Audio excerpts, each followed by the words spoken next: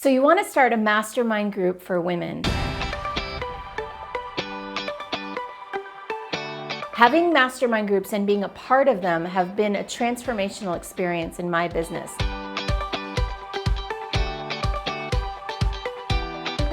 But I've also been part of several that didn't work out. So check out this video so I can share with you some best practices to make sure that they last and that they work.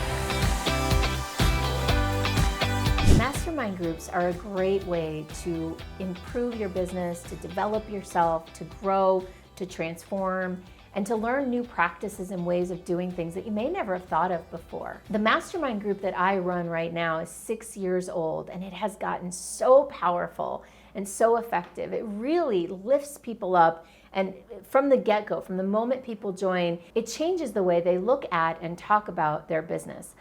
But it wasn't easy to get there. When I started this mastermind, I faced a lot of challenges and problems that nobody warned me about. Now, whether you're talking about a mastermind group that's paid, like mine is, or one that you're just creating for free because you want to have a mastermind group, either way, there are certain things that you need to consider as you launch, especially as a woman. Some of the problems that I've seen, that I faced myself and that I've seen others face as they start mastermind groups, is that people don't fully commit.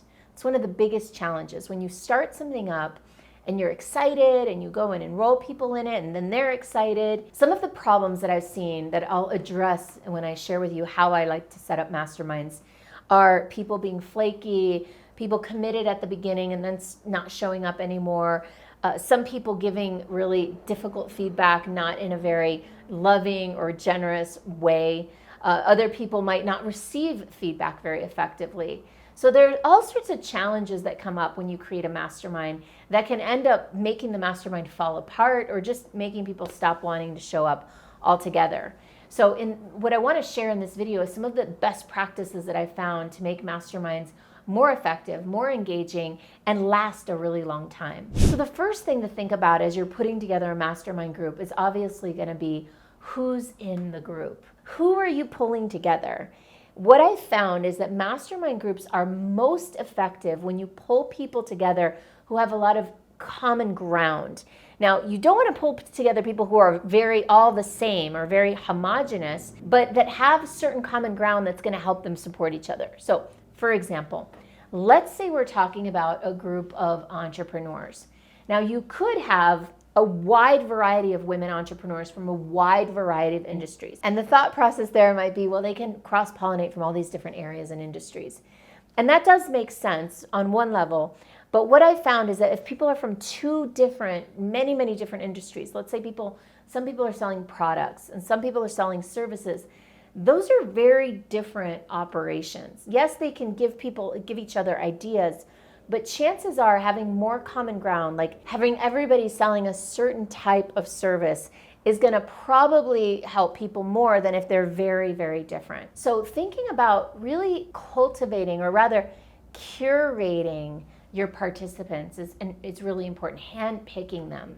Mastermind groups can be a number of different sizes. Like you can have 100 people in a mastermind, or you can have 10 people in a mastermind. What I found is that the smaller group size is generally more effective. So I'm in a mastermind with 5 people, and I also lead a mastermind with about 25 people, and both are really effective.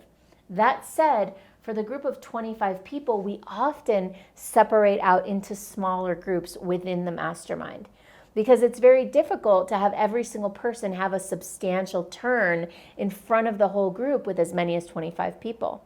I mean, think about it. What a mastermind format is that everybody at some point gets to gather their attention onto one person. So this can look a whole bunch of different ways. What you want to think about is, what's your format that you want to use? So like you can use a format where you have, for example, a 3-day mastermind, and all 25 people or 10 people or whatever have a really nice long period of time where everyone focuses on them. And you might do that once or twice a year. And you can also do masterminds that are half a day or 1 day, where everybody has a much smaller period of time. Or you can have people meet for a half day or a 1 day, but separate into smaller groups so that everybody has a longer stretch of time but with a smaller group. So think about what your objective is, right? Do you want people to be able to go really deep for 45 minutes or an hour or 2 hours even with everyone's attention? If so, you'll either want to have a smaller mastermind group or smaller breakouts inside of your mastermind group. Or would you rather meet more often and have shorter sessions like 15 minutes or 20 minutes with larger groups of people so they can get more different ideas? Another thing you can do is just mix it up. Once a year, you can have a gathering where you go deep with everybody. And then every month, you might have a shorter gathering, or every 6 weeks. So think about the formats that make sense once you've decided who are the right people that you're pulling together for this mastermind group. Another thing you'll want to think about is, are you going to have people pay for the group? Or are you doing this as a service really for yourself and for others? Now, I'm a member of this small group that's unpaid with my colleagues. So these are other speaker, author, coaches in my same industry doing very similar work to me and targeting similar audiences so that we can share not only best practices, but referrals too. And I'm also leading a group that's a little bit broader in scope. It's got 25 people, and we have a variety of different people. Most of them are doing some sort of coaching or consulting model, but the one thing that they definitely have in common is that they're all selling services, not products. Another thing that you'll really want to give a lot of thought to before you have your very first mastermind, or even if you're already running a mastermind and you want to up-level it, is what are your values? And what are the rules of engagement that go along with those values? So for example, one of our values in our group is open-mindedness, is curiosity.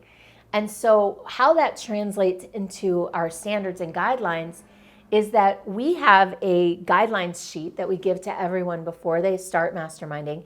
And in it, it shares how to be open-minded, how to be curious. And for example, it has 2 sections. One is how to deliver great feedback in a mastermind, and the other is how to receive feedback gracefully in a mastermind. So in the giving side, one of the things that we say is, don't tell people what to do. Don't say to someone, you need to do this, or you should do that, or what you have to do is. That's very prescriptive, and that's not open. It's not flexible. And it's difficult for people to receive that kind of prescriptive, dominant advice. What you want to do instead is state your ideas much more openly, like, hey, have you ever thought about doing this? I invite you to consider, this is one of our favorite lines, I invite you to consider trying this out. Here's an idea you might want to try out or consider, right? So like leaving it open instead of having it be aggressive and dominant. And then on the receiving side, one of the biggest challenges that I've seen in masterminds is people who resist other people's ideas. Someone will give them an idea and they'll say, oh, I already tried that, or that wouldn't work for me. And they knock down the ideas. Now, the problem with knocking down the ideas is not only that you don't get the benefit of the idea, but then people are watching and then they don't want to give you new ideas because they're afraid that they're going to get rejected. Even if it's not conscious, even on a subconscious level, humans, we do not like rejection. So receiving feedback gracefully sounds like, thank you. I appreciate that idea. I'll think about it. I'll take note of that. Let me write that down and I'll give that some thought. Or can you tell me more about that idea? How do you see that working? I've tried something similar once, but I'm open to exploring the idea again in this new way. So that's one of the most powerful things you can do, is to create a culture of open communication in your mastermind. Creating a culture of giving feedback in an effective way, and creating a culture of being open to receiving that feedback. That's going to open up way more opportunities. One of the biggest problems I've seen in masterminds is where people walk away and say, I didn't get any value out of that. If you're looking to create a mastermind group, and especially if you're looking to monetize your creation of a mastermind group, I can help. This is what I do. This is what I've been doing for 6 years effectively, and I've built a very successful business with a mastermind group at the foundation. So if you'd like to learn more about doing that and you think you might like to work with me or learn about my programs, go ahead and book a time to chat with me at superstardiscoverycall.com. I look forward to connecting.